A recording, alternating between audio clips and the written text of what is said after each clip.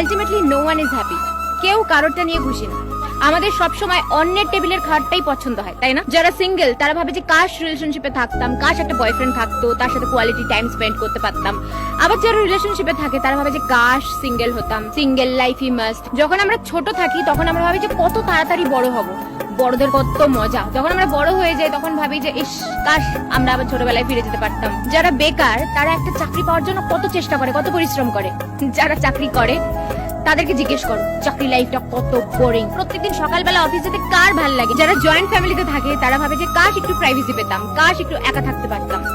এবার যারা বাইরে থাকে কাজের সূত্রে বা পড়াশোনার জন্য তাদের একবার জিজ্ঞেস করো, তারা ভাবে যে কাশ ফ্যামিলির সাথে একটু সময় কাটাতে পারতাম, কাশ আরেকটা দিন ছুটি পেতাম। আমরা যারা বাড়িতে থাকি তারা ভাবে যে কাশ প্রত্যেকদিন হোটেলের খাবার আসতো।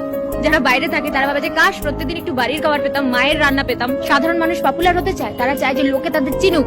যারা পপুলার তারা চায় যে রাস্তাঘাটে তাদের যেন লোকে না চিনে ফেলে। যার স্ট্রেট হেয়ার সে পার্লারে গিয়ে চুল কার্ল করে আসে, তার যার অরিজিনালি কার্ল সে টাকা খরচা করে স্ট্রেট করায়। যারা গরিব তারা বড় লোকদের দেখে ভাবে যে কাশ ওদের মতন অনেক টাকা থাকতো, সব স্বপ্ন পূরণ করতে পারতাম।